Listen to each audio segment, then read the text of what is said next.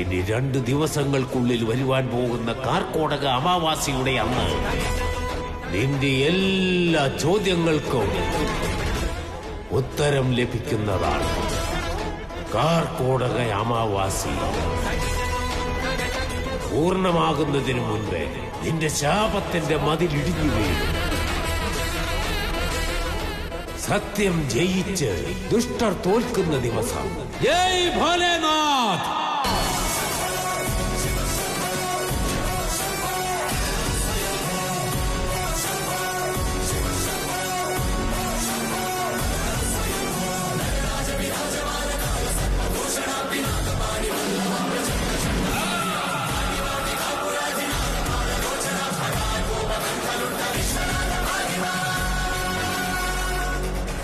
എങ്ങനെയാ ഞാൻ ഈ ചതിയിൽപ്പെട്ടത്? ആകറാണി എന്റെ മരുമകളായിരിക്കുന്നു. ഇപ്പോ എന്റെ കൺമുമ്പിൽ തന്നെ മരണം എന്നെ കാത്തു നിൽക്കുന്ന പോലെ എനിക്ക് തോന്നുക. കാർക്കോടക അമാവാസി വരെ ഞാൻ സൂക്ഷിച്ചേ പറ്റൂ.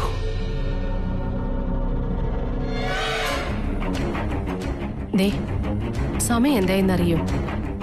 കിടക്കുന്നില്ലേ? വല്ലപ്പോഴും ഉറങ്ങാതിരിക്കുന്നത് ശരി, പക്ഷെ നിങ്ങളോ എന്നും ഇത് തന്നെയല്ലേ ശീലം? ഒരു കാരണവുമില്ലാതെ ആരും ഇങ്ങനെ ഉറങ്ങാതിരിക്കില്ല. എന്താണെങ്കിലും അത് പറഞ്ഞൂടെ? നിങ്ങൾ ഇങ്ങനെ സങ്കടപ്പെടുന്നത് എന്ത് കാര്യത്തിന്? എന്ത് പറയാനാ ദമയന്തി? നമ്മുടെ പ്രശ്നങ്ങളെല്ലാം നമ്മൾ ഇന്ന് ഒരുപാട് ദൂരെയാണെന്ന് നമ്മൾ കരുതും. എന്നാൽ അത് നിഴല് പോലെ നമ്മുടെ കൂടെ തന്നെ ഉണ്ടെന്ന് നമ്മൾ അറിയുന്നില്ല. അതെനിക്ക് വളരെ വ്യക്തമായി മനസ്സിലായി.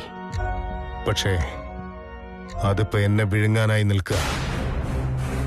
ഇതിപ്പോ എന്റെ കണ്ണ് മൂടിക്കെട്ടി ഏണിയും പാമ്പും കളിക്കുന്ന പോലെയാ. വാലെവിടെയാണ് തല എവിടെയാണെന്ന് എനിക്ക് മനസ്സിലാവുന്നില്ല. നിങ്ങളെന്താ ഒരു ബന്ധമില്ലാത്ത കാര്യങ്ങൾ സംസാരിക്കുന്നു? ശരിക്കും ടെൻഷൻ ഉണ്ടെന്ന് എനിക്ക് മനസ്സിലായി. ഇത് കാണുമ്പോ എന്റെ മനസ്സിന് ഒരു സമാധാനവും ഇല്ല. അതുകൊണ്ടാ ഞാനൊന്നും പറയാതിരുന്നത്. പറഞ്ഞു കഴിഞ്ഞപ്പോ നിനക്കും ടെൻഷനായില്ലേ? ഞാനൊരു കാര്യം പറഞ്ഞോട്ടെ? ഇവിടെയുള്ള എല്ലാവരെയും വിളിച്ചിരുത്തി സംസാരിച്ചാലോ? ഒന്ന് മനസ്സ് തുറന്ന് സംസാരിക്കുമ്പോ സമാധാനമാവില്ലേ? ഇല്ല, നാഗമാണിക്യത്തിന്റെ ശക്തി എനിക്ക് കിട്ടുന്നത് വരെ ഒരു കാരണവശാലും ഞാൻ ആരോടും ഒന്നും പറയില്ല. നിങ്ങൾ എന്തേലും ഒന്ന് പറ. ഞാൻ എല്ലാവരെയും വിളിക്കട്ടെ? എല്ലാവരുമായിട്ടൊന്ന് സംസാരിച്ചാലോ? ഞാൻ എന്ത് പറയാനാ ദമയന്തി? എനിക്ക് ത്രിവിക്രം മരിച്ചതിന് ശേഷം മനസ്സ് ശരിയല്ല. 23 വർഷം അവനെ ഞാൻ വളർത്തിയതല്ലേ, എന്റെ സ്വന്തം മകനെ പോലെ തന്നെ. ആ വേദന എന്നെ വിട്ട് പോകുമെന്ന് എനിക്ക് സംശയം. വേറെ കാരണമൊന്നുമില്ല ദമയന്തി. എന്റെ മനസ്സിന്റെ പ്രയാസങ്ങൾ ഓർത്ത് നീ വെറുതെ മനസ്സ് വിഷമിപ്പിക്കണ്ട.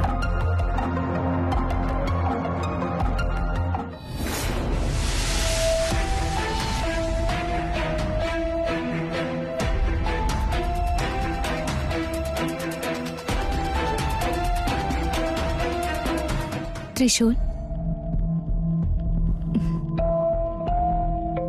ത്രിശൂൽ, എന്തു പറ്റി? എന്താ ഇങ്ങനെ നോക്കുന്നേ?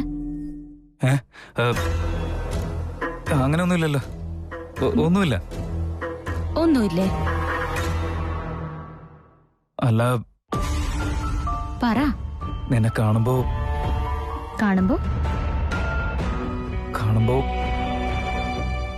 എനിക്ക് എന്തൊക്കെയോ തോന്നുന്നുണ്ട്. എന്തൊക്കെയാന്ന് വെച്ചാ? എന്തൊക്കെയാണെന്ന് വെച്ചാ, എനിക്ക് ഇതിനു മുൻപ് ഇങ്ങനൊന്നും തോന്നാറില്ലായിരുന്നു. ഇപ്പൊ എന്തോ നിന്നെ കാണുമ്പോ എനിക്ക് കണ്ടുകൊണ്ടിരിക്കാനേ തോന്നാം. നിന്റെ കണ്ണുകളിൽ നോക്കിയിരിക്കുമ്പോ ഞാൻ എവിടെയാ, ഞാൻ എന്ത് ചെയ്യാ, അതൊക്കെ ഞാൻ മറന്നുപോയിക്കൊണ്ടിരിക്കാം. എന്റെ മനസ്സ് എവിടെ കളഞ്ഞു പോയതുപോലെ തോന്നാം. പ്രണയിച്ച് കല്യാണം കഴിച്ചവർ എതിര് നിൽക്കുമ്പോ ഇങ്ങനെയൊക്കെ തോന്നുന്നത് സഹജ തൃശൂൽ. എന്നാ ഞാൻ ചോദിക്കുന്നത്, എന്നെ കാണുമ്പോ എന്ത് പ്രത്യേകതയാ നിനക്ക് തോന്നുന്നതെന്നാ? ഇത് പ്രത്യേകത തന്നെയാണ് ശിവാനി. ഞാൻ നിന്നോട് എന്തൊക്കെയോ പറയാൻ വേണ്ടിയാണ് വന്നത്. പക്ഷെ നിന്നെ കണ്ടപ്പോ ഞാനെല്ലാം മറന്നുപോയി. ഞാൻ ആദ്യം ഇങ്ങനെയൊന്നും ആയിരുന്നില്ല ശിവാനി. ഇങ്ങനെയൊന്നും എനിക്ക് തോന്നാറുണ്ടായിരുന്നില്ല. എന്നാ അന്ന് നീ എന്നെ കെട്ടിപ്പിടിച്ചതിന് ശേഷം അന്ന് മുതൽ ഇങ്ങനെയൊക്കെ തോന്നുന്നുണ്ട്.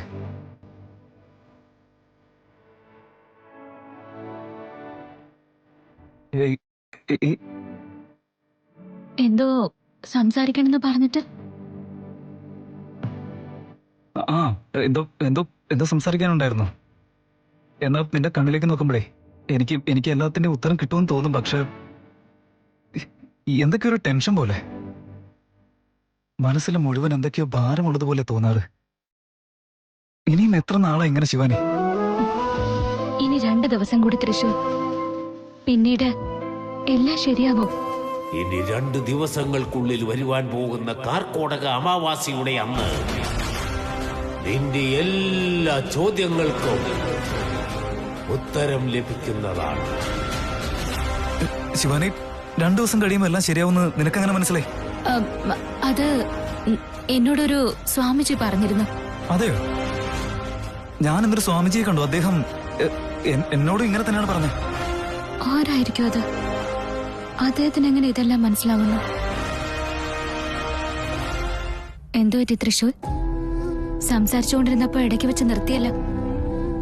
എന്തോ എന്നെ കാണുമ്പോ ഓരോന്നും തോന്നുന്നെന്ന് പറഞ്ഞിട്ട് എന്താ അത് പറഞ്ഞു തീർക്കാത്തത്?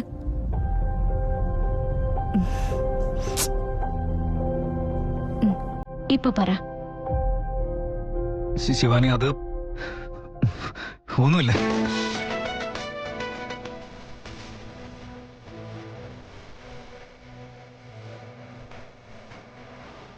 അപ്പൊ എന്തൊക്കെയോ തോന്നുന്നുണ്ടെന്ന് പറഞ്ഞിട്ട് ഇപ്പൊ ഒന്നും തോന്നില്ലേ?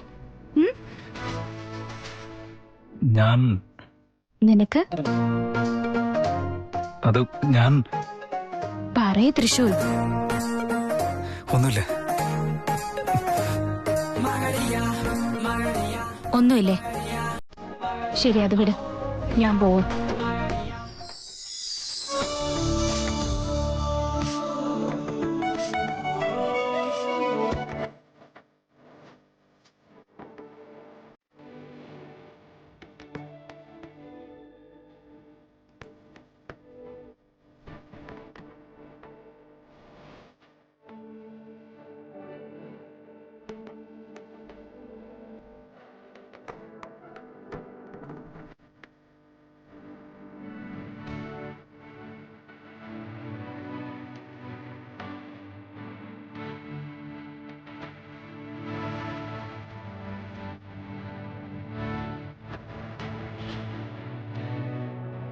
നീ ഉത്തരമേ തന്നില്ല. എന്നെ കാണുമ്പോ നിനക്ക് എന്താ തോന്നുന്ന? മുത്താവണമെന്ന് തോന്നാറുണ്ട്. ആഴക്കടലിൽ കിടക്കുന്ന മുത്തായി മാറണമെന്ന് തോന്നാറുണ്ട് എനിക്ക്. നിന്റെ കണ്ണുകളിൽ ജനിച്ച് കവിളിൽ കൂടി ഒഴുകി ചുണ്ടിലൂടെ താഴേക്കിറങ്ങും. എന്നിട്ട് വീണ്ടും കണ്ണുകളിൽ ജനിക്കണം.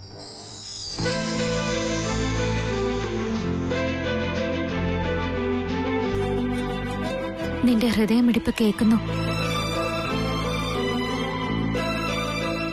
അത് നിന്റെ പേര് പറഞ്ഞുകൊണ്ടിരിക്കുക. മറ്റൊന്നും പറയുന്നില്ലേ? പറയുന്നുണ്ട്. എന്ത്?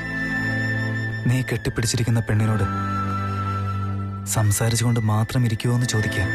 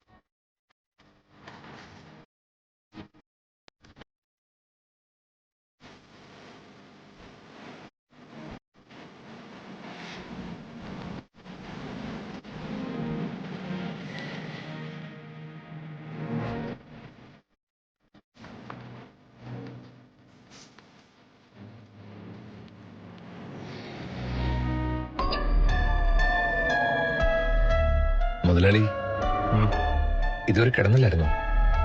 ഇല്ലടാ. നേരെ ഇപ്പൊ എത്രയെന്നോർത്ത് മുതലാളി ഇരിക്കുന്നേ? എന്താ കിടക്കാഞ്ഞ്? സാധാരണ മുതലാളി ഇങ്ങനെയൊന്നും അല്ലല്ലോ. വീട്ടിൽ വന്നു കയറിയപ്പോഴത്തോട്ട് ഞാൻ ശ്രദ്ധിക്കുന്നു. കാരണമൊന്നുമില്ലാതെ എല്ലാവരോടും വെറുതെ ദേഷ്യപ്പെടുക, അവരിപ്പോ എന്തെങ്കിലും പറയാൻ വന്നാൽ തന്നെ മുഖം തിരിച്ചു പോവുക. ഇതെല്ലാം കൂട്ടി വായിക്കുമ്പോ എനിക്കെന്തോ വല്ലായ്മ തോന്നാ. മുതലാളി ഉറക്കെ സംസാരിക്കൂ, ദേഷ്യപ്പെടൂ, കയർക്കൂ, എന്തു വേണേലും ചെയ്തു. പക്ഷെ ഇങ്ങനെ മൗനമായിട്ടിരിക്കരുത്. ഇങ്ങനെ ഒന്നും മിണ്ടാതെയും ഉറങ്ങാതെയും ഭക്ഷണം പോലും ഉപേക്ഷിച്ച് ഒറ്റയ്ക്കിരിക്കാതെ ഉള്ളിൽ എന്താ ഉള്ളതെന്നൊന്ന് പറ മുതലാളി. ഇനിയിപ്പോ മുതലാളി എത്ര കണ്ട് മറച്ചു വെച്ചാലും ഉള്ളിൽ എന്തോ ഉണ്ടെന്നുള്ളത് ഉറപ്പാ, അല്ലേ മുതലാളി? ശരിയാണ് നന്ദീശ, എന്റെ മനസ്സ് നീ ശരിക്കും മനസ്സിലാക്കി വെച്ചിട്ടുണ്ട്. തന്റെ മനസ്സ് ആരേക്കാളും നന്നായിട്ട് എനിക്കറിയാടോ. എന്നിട്ടും അതറിയാനായിട്ട് ഇങ്ങനെ കുത്തി കുത്തി ചോദിക്കുന്നത് എന്താണെന്ന് എനിക്കറിയോ? അല്ല മുതലാളി, ഇനിയിപ്പോ മുതലാളി ചിന്തിക്കുന്നത് ആദിശേഷനെ കുറിച്ചാണോ അതോ നാഗറാണിയെ കുറിച്ചാണോ എന്ന് മാത്രം അറിഞ്ഞാൽ മതി. പറയും മുതലാളി, അവരെ പറ്റി എന്തെങ്കിലും അറിയാൻ സാധിച്ചോ? 24 വർഷങ്ങളായിട്ടുള്ള മുതലാളിയുടെ ആശങ്ക അവസാനിച്ചോ മുതലാളി? അവരെ പറ്റി എന്തെങ്കിലും അറിയാൻ കഴിഞ്ഞു? സത്യത്തിൽ മുതലാളിയുടെ മൗനം കാണുമ്പോ മുതലാളി ലക്ഷ്യസ്ഥാനത്ത് എത്തിയെന്നല്ലേ അതിനർത്ഥം? പറയും മുതലാളി. മുതലാളി ഒന്ന് പറയാ, ആരാ അവര്, എവിടെയുള്ളത്? നമുക്കറിയുന്ന ആരെങ്കിലും ആണോ, അതോ ഇനിയിപ്പോ നമ്മുടെ ഈ ചുറ്റുപാടുള്ള ആരെങ്കിലും ആണോ? നിന്റെ എല്ലാ ചോദ്യങ്ങൾക്കുള്ള ഉത്തരം എന്റെ കയ്യിലുണ്ട് നന്ദീശ. പക്ഷേ അത് നിനക്ക് താങ്ങാൻ കഴിയില്ല.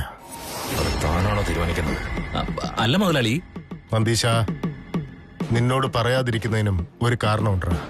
പക്ഷെ പറയാൻ തീർച്ചയായും ഒരു കാരണമുണ്ടാവും. ആ സമയത്ത് ഞാൻ പറയാം. മുതലാളി, ഏത് സമയത്ത് എന്തു വേണമെങ്കിലും സംഭവിച്ചേക്കാം.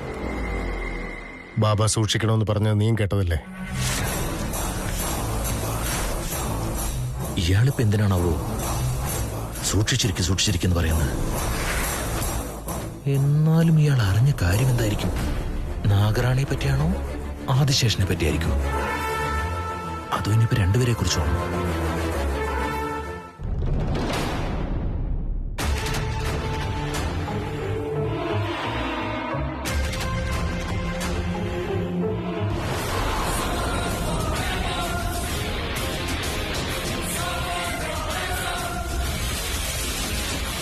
ഇവള് കാരണം എന്തായാലും എന്റെ മകന് പ്രശ്നങ്ങൾ ഉണ്ടാവും.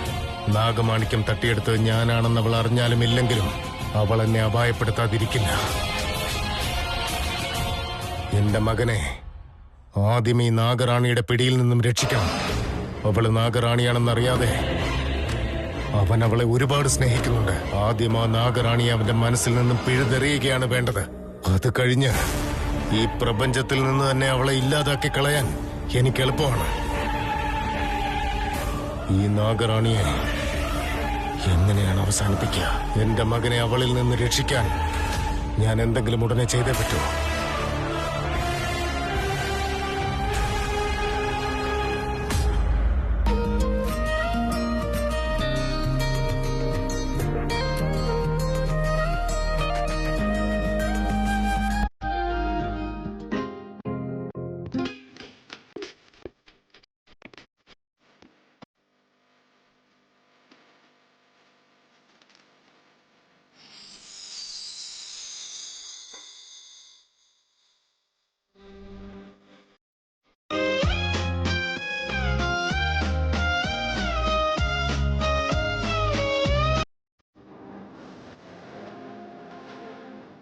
ശിവാനി, ഈ സമയം പാസ്സാവാതെ ഇങ്ങനെ തന്നെ പോസായിരുന്നെങ്കിൽ എത്ര നന്നായിരുന്നു അല്ലേ?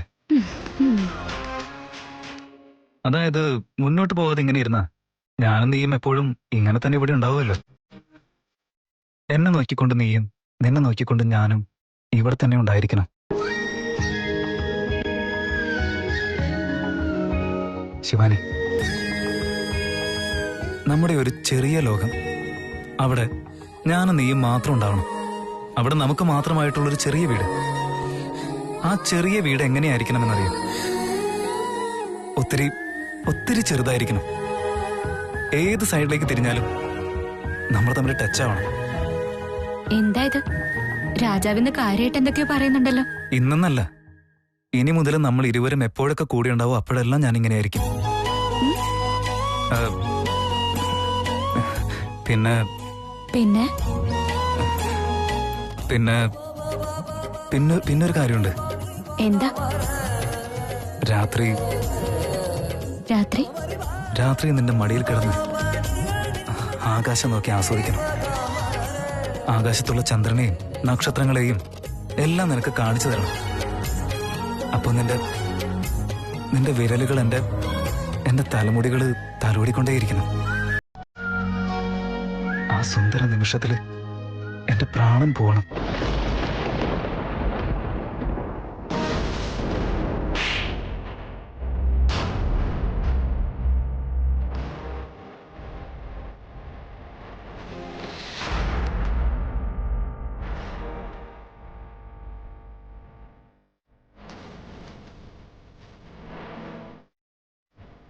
എന്താ നീ പറയുന്നത്? ഈ ശിവാനിക്ക് ഇനി ഒരിക്കൽ കൂടി നിന്നെ നഷ്ടപ്പെടാനുള്ള ശക്തിയില്ല തൃശൂർ. ഇനി ഒരിക്കൽ കൂടി എന്നുവെച്ചാ എനിക്ക് ഒരിക്കൽ കൂടി നിന്നെ വിട്ട് ജീവിക്കാൻ ശക്തിയില്ലെന്നാണ് ഉദ്ദേശം തൃശൂർ. മുന്നോട്ട് നോക്കുമ്പോ ജീവിതത്തിന്റെ വഴി കൺമുന്നിൽ തുറന്നു കിടക്കുമ്പോ വിട്ടു പോകുന്ന കാര്യം, മരിച്ചു പോകുന്ന വാക്കെല്ലാം എന്തിനാ ഇങ്ങനെ പറയുന്നത്? എന്തിനാ അങ്ങനെ പറയുന്നത്? എങ്ങനെ എന്നെ വിട്ട് പോകാൻ പറ്റും? എന്നെ വിട്ട് പോകാൻ പറ്റുമോ?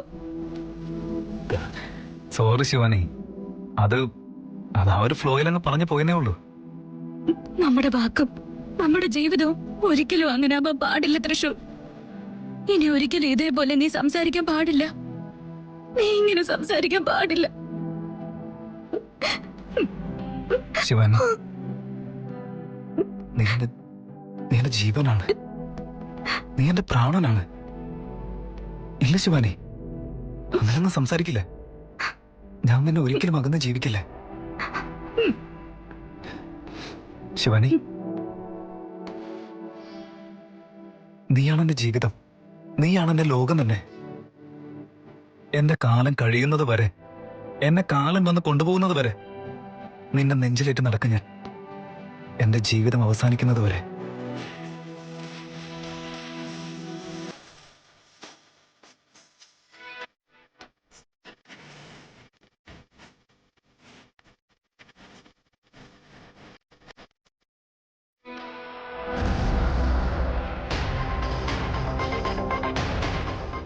ഈ കോഫി കുടിക്കും. ആ ഇച്ഛാധാരി നാഗറാണി ഏത് രൂപത്തിൽ വന്ന് വേണമെങ്കിലും എന്നെ അപായപ്പെടുത്താം. ഞാൻ സൂക്ഷിക്കണം. നിങ്ങൾക്ക് എന്ത് പറ്റി? എന്തെങ്ങനെ തുറച്ചു നോക്കുന്നേ? ഇത് കുടിക്ക. അത് കുടിക്ക് ചൂടോടെ.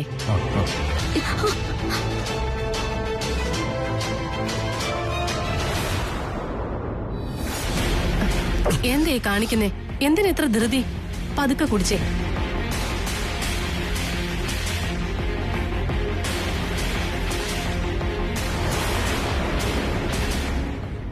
തൃശൂൽ, അച്ഛാ. മോനെ നീ ഇങ്ങോട്ടൊന്ന് വന്നേ. എന്താ അച്ഛാ? മോനെ, നിന്റെ പിറന്നാൾ കഴിയുന്നത് വരെ നിന്റെ ഭാര്യയുടെ അടുത്തു നിന്നും കുറച്ച് മാറി നിൽക്കുന്നതാണ് നല്ലത്. അല്ലാതെ വേറൊന്നും ഉണ്ടായിട്ടല്ല, ബാബ പറഞ്ഞതുകൊണ്ടാ. മാറി നിൽക്കാന്ന് വെച്ചാ? അതൊക്കെ ഓപ്പൺ ആയിട്ട് പറയാൻ പറ്റുന്ന കാര്യമാണ്. നിങ്ങൾ അത് വിട്, ഞാൻ ശിവാനിയെ പറഞ്ഞ് മനസ്സിലാക്കിക്കോളാം. അല്ല, ആരാണ് അച്ഛാ ഈ ബാബ? ഇങ്ങനെ പറഞ്ഞതിന്റെ കാര്യം എന്താ? വേറെ എന്തെങ്കിലുമൊക്കെ പറഞ്ഞുകൂടെ? എല്ലാവരും ഭാര്യയും ഭർത്താവും ഒരുമിച്ചിരിക്കാൻ പറയുന്നു, ഇങ്ങനെ മാറിയിരിക്കാൻ പറയുന്നു. എന്താടാ? ഇല്ലല്ല, അച്ഛൻ പറഞ്ഞ പോലെ. അല്ലല്ല, ബാബ പറഞ്ഞതുപോലെ തന്നെ.